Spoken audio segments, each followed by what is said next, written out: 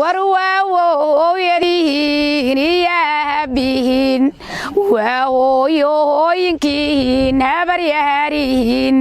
miyayna damqanayn miyahayna duubnaxayn taaliska marka joogta musow toosu soo dhaqaaq xabahalaha eeg casuuqa soo dhaaf xabahalaha sheekha eeg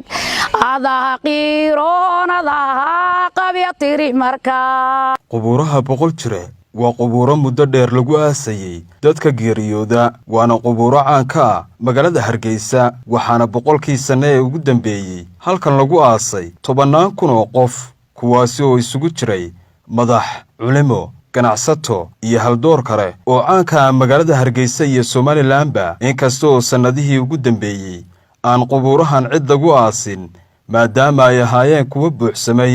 waqtigan xaalka qubuuraha boqol jire meel khatar ayay marayaan kadib markii roobabkii waaweynaa ee dhawaan ka daay magaalada Hargeysa ay soo gaarsiiyeen khasaare ballaadhan waxaana ka dhex samaysmay laaga iyo dooxyo waaweyn kuwaasoo sababay in xabaalo badan daadadku ay la tageen halka kuwa kalena ay khatar ugu jiraan Maryan Aadan Cumar waxa ay ka mid tahay dadka qubuurahan boqol jire ay ku aasan yihiin qaar ka mid ah eheladoodu waxaana ka warbixisay xaalka waqtigan ay ku sugan yihiin qubuuraha boqol jire iyadoo fariin u dirtay shacabka Somaliland iyo dawladaba isu soo taagay anigoo waligay TV istaagin dhibaatada xabaalaha haysata iyo dadka deegaanku iyagu waa dad noole haba qaxeen oo meesha ka guuraan haday doonaan laakiin xabaaluhu guuri maayaan aqaladoodina iyaga aakhir waxba ku gaari maayaan laakiin cuqubadu waxay haysataa dadka nool ee meesha jooga ama dawlad ha noqoto ama shicib ha noqoto dadkoodii meesha ku aasan yahay waxa weeyaan magaalada Hargeysa u dhantay halkaas lagu aasi jiray Xaaji Geyd baa ku aasan Xaaji Maateyn baa ku aasan Jirde Xuseen baa ku aasan hadii alla oranayo biixi baa ku aasan madaxweynaha aabihii hadal ummadda ilaahay intii madax magaalada Hargeysa ama tijaarada ama culimo ahayd oo dhan ayaa ku aasan waxa weeyaan dadkaas oo dhan waxaanu ka doonaynaa dadkaasi dadkoodii way dhaqayeen oo wadanka way joogaan xabaalihina daad baa la tagay waa la soo sawiray halkaas ay ka arki doontaan waxa loo baahan yahay in loo soo gurmado oo xabaalaha gudi loo sameeyo run ah oo tii hore ee awal la baabiin jiray ahayn cidii baabiin jirtayna ay wadada ka baxdo dadka meesha ay dhibayaan oo meesha ka shaqeeyaan gudi loo sameeyo akood loo sameeyo ummadda ilaahay wixii ay wax kaga aasan wixii islaamee samafal doonayaana ay ka hadlaan meeshaasi oo wax ka qabtaan oo jiindheer la keeno oo biyaha loo jeeyo sidaas la doonaya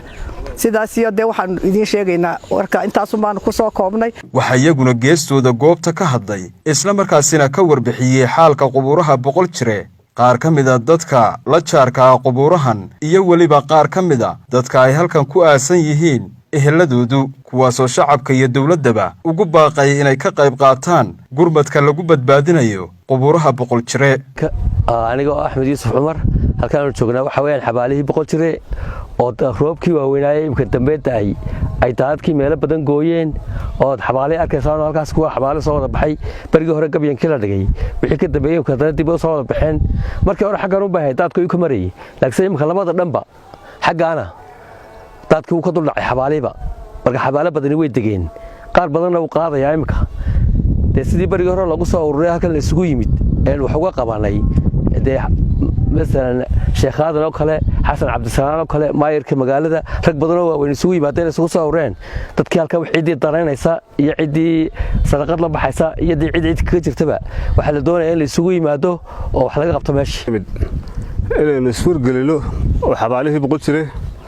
وأيكو عصرين دتك يعني شعلين وما أنت وضعتين عول بك قري والروح يجوجو أي وحياة أول قارسيين marka maanta kulay dad fara badan oo ay iga dambeeyo dad faahfaahin badan la siin doona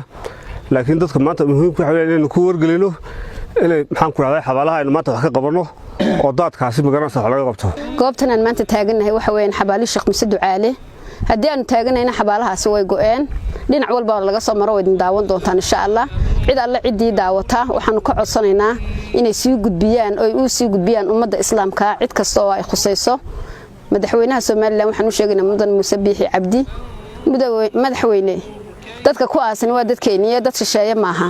waa dadkeennii waa kuwiina dhalay waa kuwiina la dhashay waa hooyooyinkan iyo aabihin iyo awooyadeen waad ogtahay muse biixiyow waa timido cagahagaad ku timido waa adigii taagnaa aasas badanood soo raacdayna waa dul taagnayd maanta xabaalihii aad taqaanay kuma yaqaanaan bannaan cidla aweeyaan marka haddii in uun diirka naxaa uu kugu yaal xabaalaha Sheekh Muuse Ducaale waxaan kaa codsanayaa bal inaad soo dul taagta mar uun xabaalaha qaarkood la fiile tagay qaarkood soo qoday qaarkood jireer buu ka sameeyay marka waxa la ogeeyay dadweynaha dadkooda ku aasnay dadkii iyo cid daneysaba in ay xabaalihii boqol jira maanta halkan isku yimid gudina loo sameeyo ka bacdi si wax looga qabto deeyna loogu sameeyo dadkii looga duwo sida uga daad isku yimid ka dadweynaha waxaan ogeeyay cid daneysa iyo cid kaas inta baynay waxaan joognaa xabaalihii Sheekh Muuse Ducaale oo go'ay anagu waxaan nahay dadkii deegaanka ah ee waliba xabaalaha dariska la ahaa kal hore waxaan gurnay ilaa 12 xabaalood ayaa lafahoodii gurnay annaga gacantayada ku aasnay imika dad inta deegaanka meesha ku nahay ubadka oo halkaas oo kala taaganaya halka la kala bariyaa oo dad loo yeedhaa markay u shacabile soo rogmato xoolaha iyo anagu aan kala godownaa xoolaha iyaga bahal baa cuna dadka kasako xabaalihii way soo wada baxeen 19 jarba xaafadihii ka soo go'ay wada malihin oo waxaan ku baabuurtayadu dibadaas ay habeenkii barida lafihii xabaalaha ayaa imka noogu daran gurmad degdega ayaan u baahanahay degdeg anigoo magacaygu yahay Axmed Maxamuud Muuse oo kamid ah dadka deegaanka xabaalihii hore ee buuxsamay boqol jiray runtii xabaalaha waxa ku aasan dad badan oo sharaf leh oo dadkeeniya dadkii magaca lahaa culimadeennii dadkii tijaarta ahaa xabaalahaasi waxaa dhibaato badan ku haya daadad ka soo rogbada isha cubasha laagta isha cubasha la yiraahdo ee garabis ka soo jeeda daadad ka soo rogbada ayaa dhibaato badan ku haya waxayna halis ay u jiin xabaalihii badankooda inay daadadkaasi ay qaadaan marka waxaan ugu baaqayaa had iyo jeer cid alle cid kastoo xusaniina iyo dadkii ehelkooda ku aasnaa guda iyo dibadba iyo dawladda oo aan leenahay gacan weyn iyo aragti ballaadhan ha u yeelato ha soo aragto dhibaatada haysata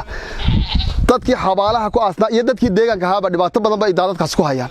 daadadkaas waxaa la doonayaa in laga qabto xagga sare oo inta assessment lagu sameeyo la ogaado halkii biyaha xoogooda ka soo dhacayaan haddii imika deeri in lagu sameeyo xabaalaha lagu xidho wax faa'iido la ma jirto daadadkii way imanayaan koortiba toon roobadiinba xabaalaha way darayeysnaayeen waxay u darayeysnaayeen xoolaha hawd ka yimaada ayaa halka looga soo foofin jiray tiinka iyo ciinka loo keeni jiray marka waxa weeyaan imakana de waxba si daran oo daad baaba qaaday dadka ka qaaday maxay hayday dawladda iyo shicibba dadkooda ku wada aasan wuxuu u baahan yahay biyaha inta laga duwo halkii laga qaban karana laga qabto laakiin wax kale oo maanta halkan oo loo soo celin kara ma jiraan dad nool bay imaka qaadanayaan baabuur nooba soo hoydo maxay hayday biyo ma cabno xaarka biyaha cabnaa kolku roobku doo meel wada uu noo soo mar ma haysano meel soo dhamaaday odayaashii iyo dumarkii way hadleen imaka waxa sheegaya in muddadii la soo imanayay ee la qabsanayay balanta la soo wada imanayay cidii ka maqasha idee warbaahinta